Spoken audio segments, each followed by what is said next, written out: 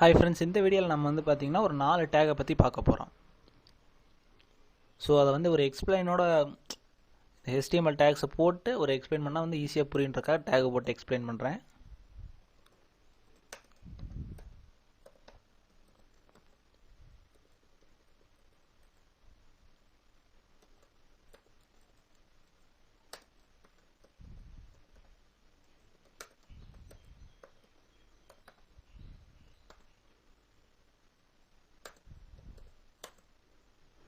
So வந்து பார்த்திங்கன்னா நான் ஃபஸ்ட்டு ஹாய்ன்றதை டிஸ்பிளே பண்ணணுன்னு சொல்லி எழுதுகிறேன்.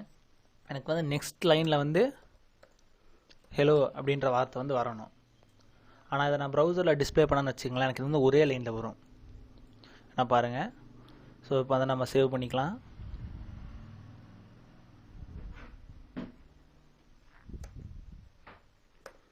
b.html.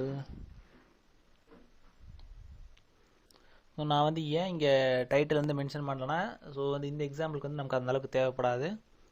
ஸோ நான் டைட்டில் மென்ஷன் பண்ணாதனால அங்கே என்ன பேர் வரும்னா, நான் என்ன பேரில் இங்கே சேவ் பண்ணியிருக்கணும் அந்த பேர் நமக்கு வந்து ப்ரௌசரில் வரும்.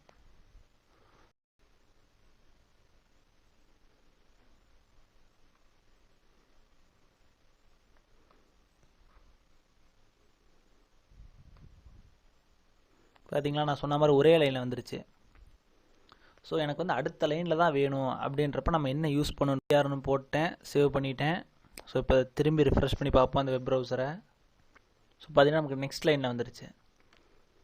சரி, இல்லை நீ ரெண்டாவது லைனில் போட்டதுனால தான் ரெண்டாவது லைனில் வந்துச்சுன்னா, இப்போ நான் ஃபஸ்ட் லைன்லேயே போட்டாலுமே வந்து திரும்பி சேவ் பண்ணிக்கிறேன், உங்களுக்கு வந்து நெக்ஸ்ட் லைனில் தான் வரும். ஸோ இது வந்து வந்துருச்சு. ஸோ நம்ம அடுத்த டேக்ஸை பற்றி பார்க்க ஆரம்பிச்சிருவோம்.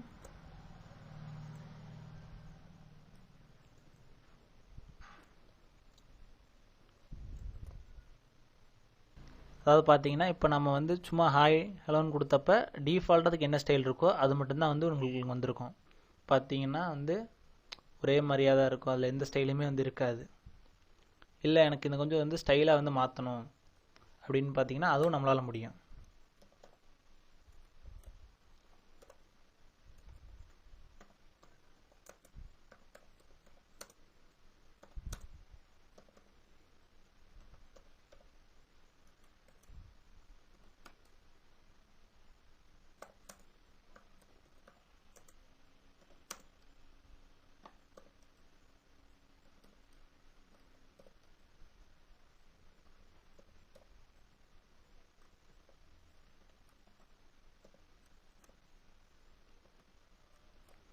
ஸோ நம்ம இப்போ இங்கே என்ன பண்ணியிருக்கோன்னு பார்த்தீங்கன்னா, நார்மல் டெக்ஸ்ட், அதாவது வெறும் ஹாய்னு பிரிண்ட் பண்ணுறக்கும் இந்த பி டேக்குள்ளே பிரிண்ட் பண்ணி வர்றதுக்கும் என்ன டிஃப்ரென்ஸ் அப்படின்னு பார்க்க போகிறோம். பீனா ஒன்றும் இல்லைங்க, போல்டு.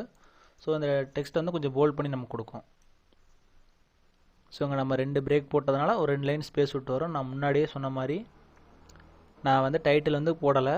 ஸோ வந்து ஃபைல் நேம் என்னவோ அதுதான் ப்ரௌசரில் வந்து டிஸ்பிளே ஆகிருக்கு.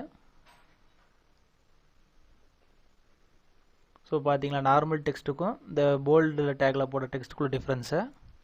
ஸோ இன்னும் 2 டேக் இதே மாதிரி இருக்குது, அதுவும் பார்த்துடலாம்.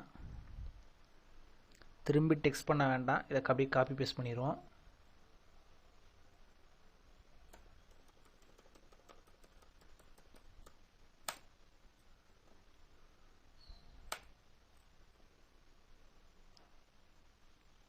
யூ டெக்ஸ்ட்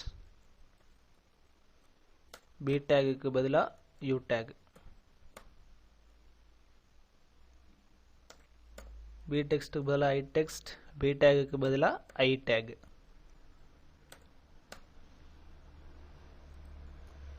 ஸோ பீனா யூனா ஒன்றும் இல்லைங்க, அண்டர்லைன். ஸோ இது கீழே வந்து ஒரு அண்டர்லைன் வரும். ஐனா வந்து இட்டாலிக்கும், அதாவது எழுத்தெல்லாம் கொஞ்சம் சாஞ்ச மீனிங் வந்து வரும்.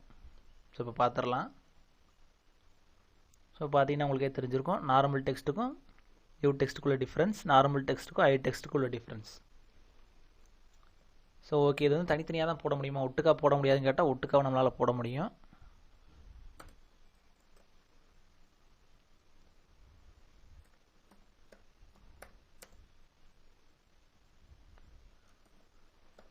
You take, I take, you take.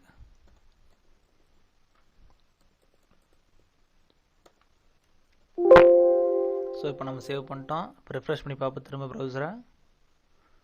So பார்த்தீங்கன்னா உங்களுக்கு இது மூணும் கலந்த மாதிரி வந்துருச்சு. போல்டாக வந்துருச்சு, இட்டாலிக்காக வந்துருச்சு, அண்டர்லைனாக வந்துருச்சு. ஸோ இப்போ நம்ம காம்பினேஷனாகவும் டேக்ஸ் வந்து நம்மளால் யூஸ் பண்ண முடியும்.